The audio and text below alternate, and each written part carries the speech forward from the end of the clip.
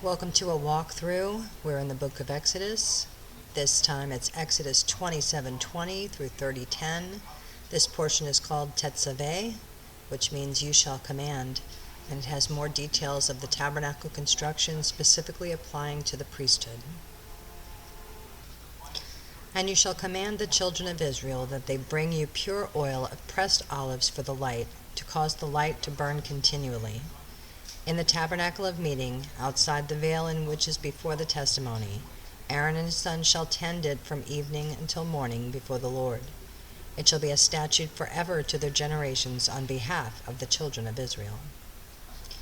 Now take Aaron your brother and his sons with him from among the children of Israel, that he may minister to me as priest, Aaron and Aaron's sons, Nadab, Abihu, Eleazar, and Ithamar. And you shall make holy garments for Aaron your brother, for glory and for beauty. So you shall speak to all who are gifted artisans, whom I have filled with the spirit of wisdom, that they may make Aaron's garments to consecrate him, that he may minister to me as priest. And these are the garments what they shall make: a breastplate, an ephod, a robe, a skillfully woven tunic, a turban, and a sash. So they shall make holy garments for Aaron your brother and his sons, that he may minister to me as priest. They shall take the gold, blue, purple, and scarlet thread, and the fine linen, and they shall make the ephod of gold, blue, purple, and scarlet thread, and fine woven linen, artistically worked. It shall have 2 shoulder straps joined at its 2 edges, and so it shall be joined together. And the intricately woven band of the ephod, which is on it, shall be of the same workmanship, made of gold, blue, purple, and scarlet thread, and fine woven linen. Then you shall take 2 onyx stones, and engrave on them the names of the sons of Israel, 6 of their names on one stone, and 6 names on the other stone, in order of their birth. With the work of an engraver in stone, like the engravings of a signet, you shall engrave the 2 stones with the names of the sons of Israel. You shall set them in settings of gold. And you shall put the 2 stones on the shoulders of the ephod as memorial stones for the sons of Israel. So Aaron shall bear their names before the Lord on his 2 shoulders as a memorial.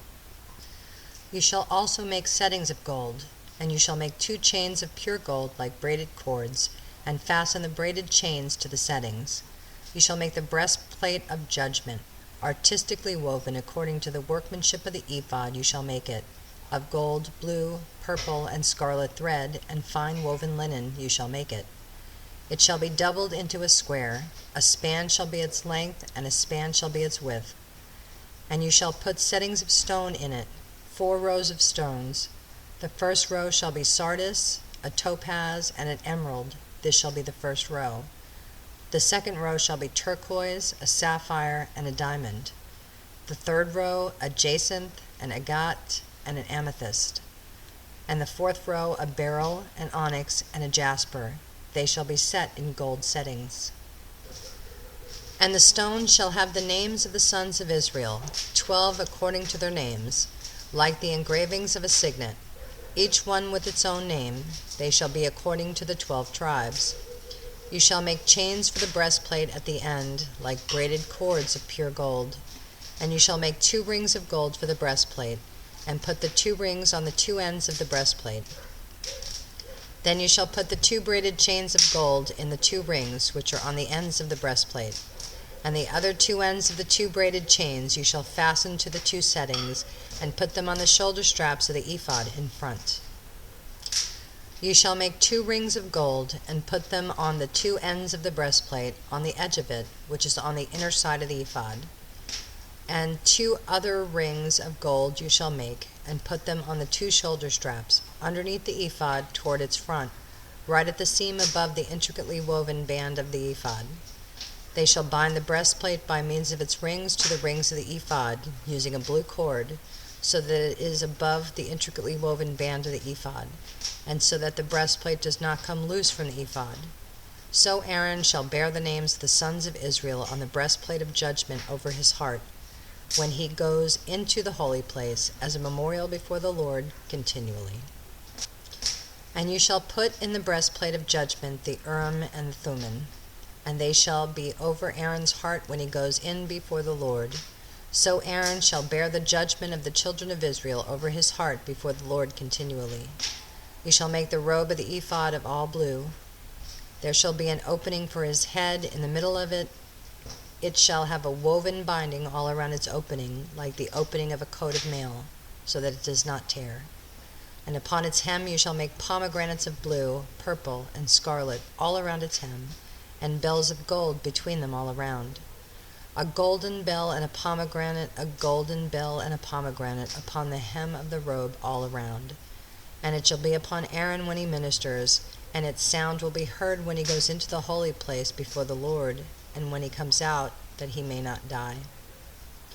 You shall also make a plate of pure gold and engrave on it, like the engraving of a signet, holiness to the Lord. And you shall put it on a blue cord, that it may be on the turban. It shall be on the front of the turban. So it shall be on Aaron's forehead, that Aaron may bear the iniquity of the holy things which the children of Israel hallow in their holy gifts. And it shall always be on his forehead, that they may be accepted before the Lord. You shall skillfully weave the tunic of fine linen thread. You shall make the turban of fine linen, and you shall make the sash of woven work. For Aaron's sons you shall make tunics, and you shall make sashes for them, and you shall make hats for them for glory and beauty. So you shall put them on Aaron your brother and on his sons with him. You shall anoint them, consecrate them, and sanctify them, that they may minister to me as priests. And you shall make for them linen trousers to cover their nakedness. They shall reach from the waist to the thighs. They shall be on Aaron and his sons when they come into the tabernacle of meeting, or when they come near the altar to minister in the holy place, that they do not incur iniquity and die. It shall be a statute forever to him and to his descendants after him. And this is what you shall do to them to hallow them for ministering to me as priests. Take 1 young bull and 2 rams without blemish, and unleavened bread, unleavened cakes mixed with oil, and unleavened wafers anointed with oil. You shall make them of wheat flour. You know, when the things are in these marks, they're not in the original text. They were added. I'll continue. You shall put them in 1 basket and bring them in the basket, and the bull and the 2 rams. And Aaron and his sons you shall bring to the door of the tabernacle of meeting, and you shall wash them with water.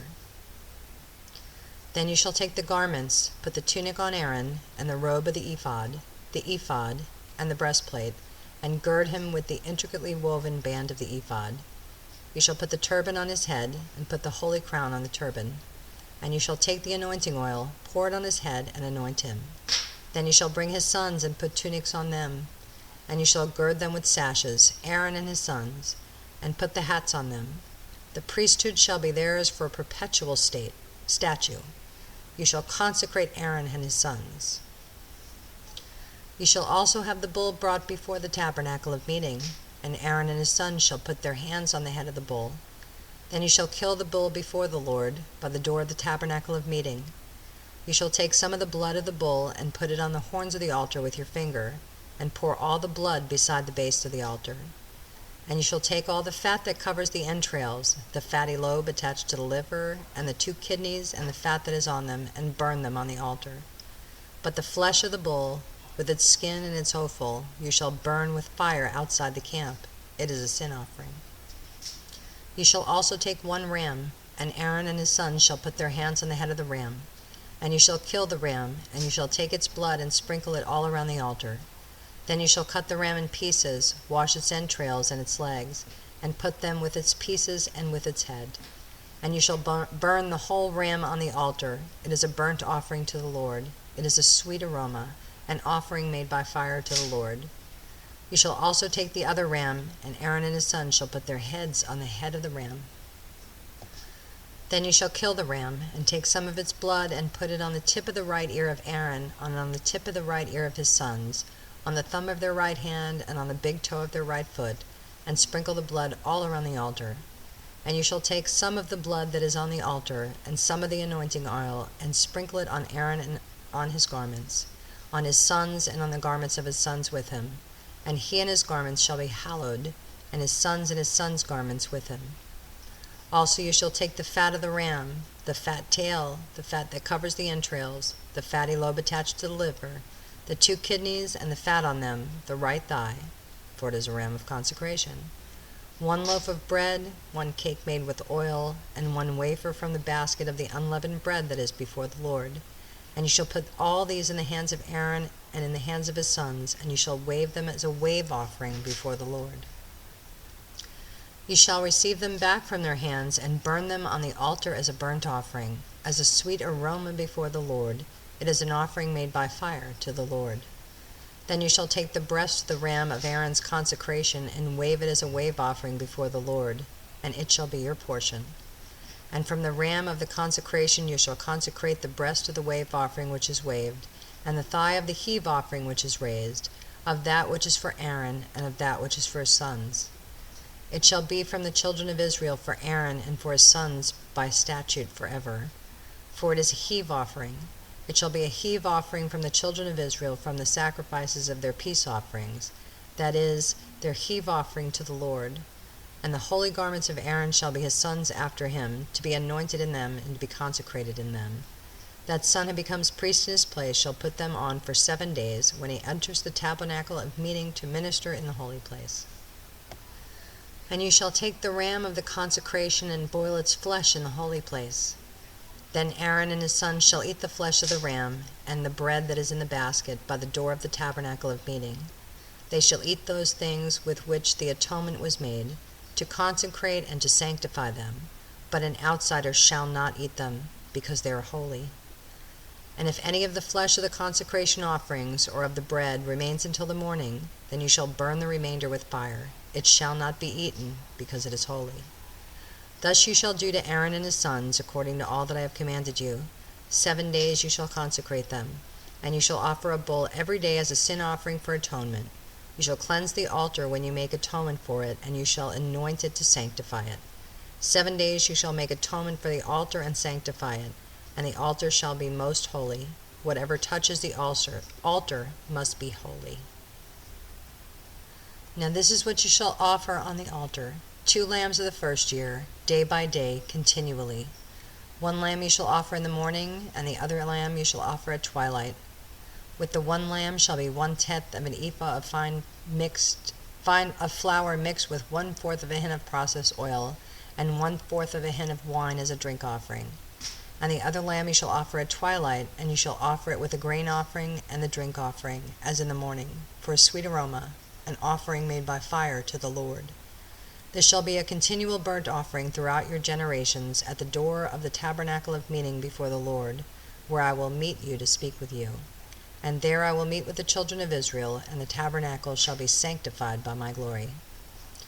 So I will consecrate the tabernacle of meeting and the altar. I will also consecrate both Aaron and his sons to minister me as priests. I will dwell among the children of Israel, and will be their God. And they shall know that I am the Lord their God, who brought them up out of the land of Egypt, that I may dwell among them. I am the Lord their God. You shall make an altar to burn incense on. You shall make it of acacia wood. A cubit shall be its length, and a cubit its width. It shall be square, and 2 cubits shall be its height. Its horn shall be of 1 piece with it. And you shall overlay its top, its sides all around, and its horns with pure gold. And you shall make it for a molding of gold all around. 2 gold rings you shall make for it, under the molding on both sides. You shall place them on its 2 sides, and they will be holders for the poles with which to bear it. You shall make the poles of acacia wood, and overlay them with gold. And you shall put it before the veil that is before the ark of the testimony, before the mercy seat that is over the testimony, where I will meet with you. Aaron shall burn on it sweet incense every morning when he tends the lamps. He shall burn incense on it.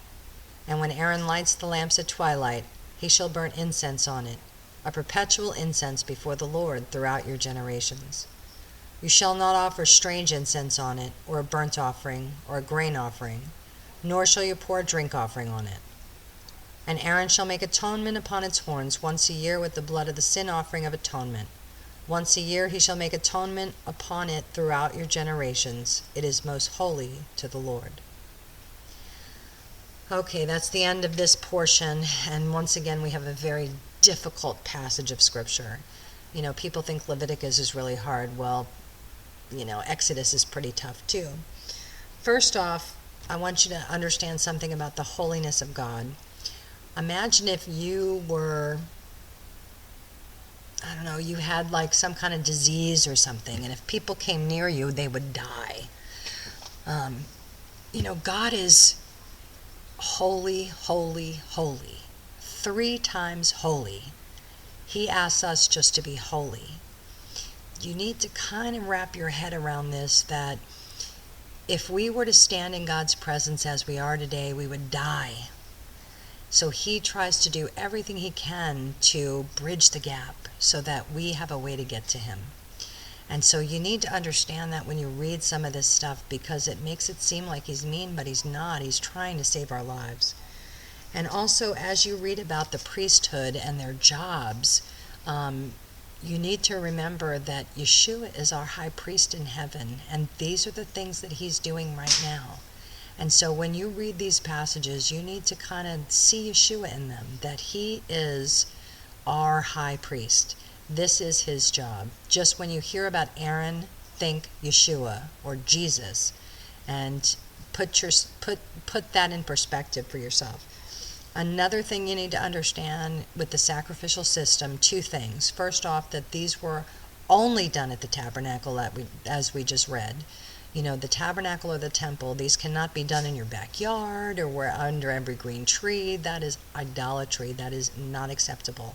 And also, there was always a portion for God, and there was a portion for the priests, and there's a portion for the people in a lot of these offerings. So think of it as a barbecue.